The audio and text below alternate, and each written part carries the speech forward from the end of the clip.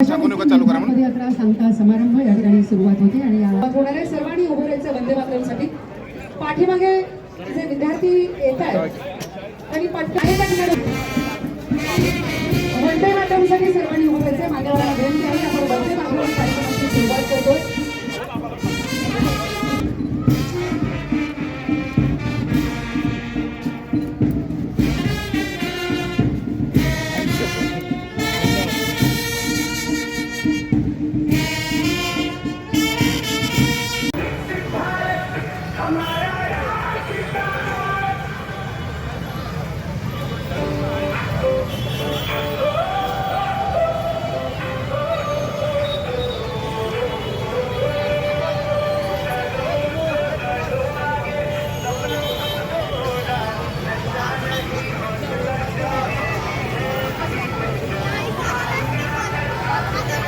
थोड्या वेळातलं भाषण झाल्यानंतर आपण शपथ घेणार आहोत. जो नंतर शपथेनंतर शपथ घेणार आहोत. माननीय मुख्यमंत्री महोदयांची एक कॅसेट क्लिप आलेली आहे, ते शपथ देणार आहेत आपल्या सगळ्यांना. आणि त्यानंतर या नशामुक्ती अभियानामध्ये जी पोस्टरची चित्रकलेची स्पर्धा आपण घेतली त्याची बक्षिसं पण दिली जाणार. त्यानंतर कार्यक्रम संपेल. साधारणतः 2022 साली ज्यावेळेला या जिल्ह्याचा पालकमंत्री म्हणून मी जबाबदारी स्वीकारली त्यावेळेला पहिला मोठा ड्रग्सचा साठा 30 कोटी रुपयाचा विट्याच्या MIDC मध्ये एका बंद कारखान्यात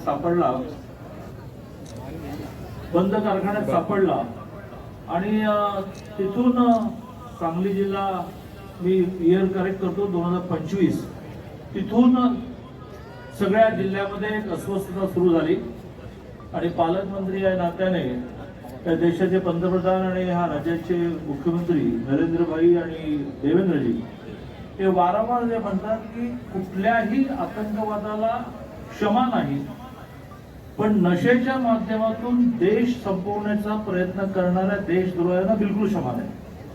आणि त्या सूत्राला धरून संपूर्ण महाराष्ट्रात देशभरामध्ये नशा विरोधी अभियान सुरू झालं. मी 3 गोष्टी मांडल्या. एक आहे प्रबोधन जे आज चालू आहे, एक आहे शासन की असा जो कोणी सापडेल त्याला आम्ही सोडणार नाही, आणि तिसरं आहे की चुकून ह्या नशेमध्ये सापडणाऱ्यांना त्यातून बाहेर काढणं, दॅट इज अ ट्रीटमेंट, ज्याला आपण काउन्सिलिंग म्हणू. त्या तिन्ही गोष्टीमध्ये गेल्या 2-2.25 वर्षामध्ये खूप भरीव गोष्टी आपण करू शकलो. पोलिसांच्या बाबतीमध्ये आपण घोषित केलं की जे अशा प्रकारचे साठे पकडतील, लिंक्स आयडेंटिफाय करतील, त्यात त्यांनी होतं नागरिकांची मदत घ्यावी, त्यांना आम्ही बक्षिसं देणार. खूप दर महिन्याला त्या महिन्यातला असा गांजाचा असेल किंवा वेगवेगळ्या प्रकारच्या इंजेक्शनचा असेल, नशा झाला म्हणून त्याचे साठे शोधणाऱ्या पोलीस अधिकाऱ्यांना आपण सन्मानित करू. शेवटी समाजामध्ये व्यासपीठावर बसणाऱ्या सगळ्या मान्यवरांना मी असं म्हणेन की जोपर्यंत समाजामध्ये चांगलं करणाऱ्याला शाबासकी नाही आणि वाईट करण्याला शासन नाही, तोपर्यंत चांगलं करण्याची वृत्ती वाढणार नाही आणि वाईट करणाऱ्यांचं प्रमाण येईल. काय कुठे कोण बिघडत आहे, जामीन घेऊन टाकायचा, पुन्हा दुसरा गुन्हा करून मोकळा. आणि तो बिचारा जीव एका तरी धोक्यात घालून असं काही करतो, त्याला अरे खूप चांगलं काम केलं असं तोटी म्हणायला पण आम्ही तयार नाही. आणि म्हणून मग 2 वर्षामध्ये पोलीस दलाला खूप प्रोत्साहित करत असं म्हणायला हरकत नाही. आता असं आहे की इतका मोठा विषय इतका लगेच संपेल असं नाही, पण बऱ्यापैकी हा नशेमध्ये व्यवसाय करणाऱ्यांचा कंबरडं मोडण्यामध्ये पोलीस शासन यशस्वी झालेलं आहे. दुसरा भाग प्रबोधनाचा आहे. प्रबोधन झालं आणि वापरायलाच लोकांनी कमी केलं. मार्केटच नाही तर मार्केट असेल तर बिझनेस करतो. त्याला असं लक्षात येईल की सांगली जिल्ह्यामध्ये कोणी नशा करतच नाही आणि आपला धंदा बुडीत चाललाय, तर तो कशाला याचा धंदा करत, तो अडकून जाईल. आणि म्हणून दुसरा मार्ग आपण अवलंबला. सारख्या वेगवेगळ्या प्रकारच्या स्पर्धा, मोठा प्रयोग आपण केला. पुण्यातल्या ज्ञानप्रबोधिनीच्या माध्यमातून 600 शिक्षकांना आपण दर रविवारी असे 4 रविवार एक प्रशिक्षण दिलं. त्या संस्थेचं ज्ञानप्रबोधिनीचं नाव आहे स्वयं. आणि त्या प्रशिक्षित शिक्षकांनी विथ रीडिंग मटेरियल काही हजार विद्यार्थ्यांना दर शनिवारी सकाळी पहिला तास हा नशामुक्ती या विषयावर त्यांना काही भाषणं त्याच्यासमोर करणं, माहिती मांडणं, परिणाम सांगणं, काही स्पर्धा घेणं, असं एक मोठं अभियान आपण चालवणं. आणि मिरजेच्या मेडिकल कॉलेजच्या हॉस्पिटलमध्ये आपण एक अतिशय अद्ययावत त्यात सापडला, सहजासहजी बाहेर निघत नाही. ॲडिक्ट हा शब्द जसा आहे की तो सहजासहजी बाहेर पडत नाही, तर ट्रीटमेंट द्यावी लागते. त्या ट्रीटमेंटची व्यवस्था आपण मिरजेच्या मेडिकल कॉलेज हॉस्पिटलने केली. असं चारी बाजूने आपण करतो आहोत. मी अगदी 2 मिनिटांमध्ये यात जसं आतंकवाद हा 2014 नंतर जवळजवळ असं शब्द वापरतात, तर एखाद दुसरी घटना घडली की नाही घडली. आणि मोदीजींचं यश जसं आहे तसं संपूर्ण देशाने त्यांना सपोर्ट केला. आणि इतका दुःखा प्रसंग घडला तर 14 ते 26 या 12 वर्षामध्ये आतंकवादाचा पण कंबरडं मोडलं, प्रसंगी घुसून मारला. तसंच एका अर्थाने नक्षलवादाच्या बाबतीत नक्षलवाद काही करून 31 मार्च 2026 पर्यंत आम्ही संपवणार असं अमित भाईंनी, केंद्रीय गृहमंत्र्यांनी घोषणा केली. आणि सगळ्यात महत्त्वाचं, मी या देशाच्या कोपऱ्यामध्ये अनेक वेळा गेलो, कारण मी विद्यार्थी परिषदेचा अखिल भारतीय सब्जेक्ट होतो. बस्तरच्या गावागावात गेलो. बस्तरमधला जोपर्यंत नक्षलवाद संपत नाही तोपर्यंत देशाचा नक्षल संपणार नाही. कारण तिथून ट्रेनिंग म्हणून गडचिरोली वगैरे भागात लोक जातात. ते बस्तरचं पहिल्यांदा स्वातंत्र्यानंतर बस्तरच्या 92 गावामध्ये 15 ऑगस्टचं ध्वजवंदन झालं. म्हणजे एका बाजूने काश्मीरच्या लाल चौकात तिरंगा लागला आणि एका बाजूने बस्तरमधल्या 92 गावामध्ये तिरंगा लागला.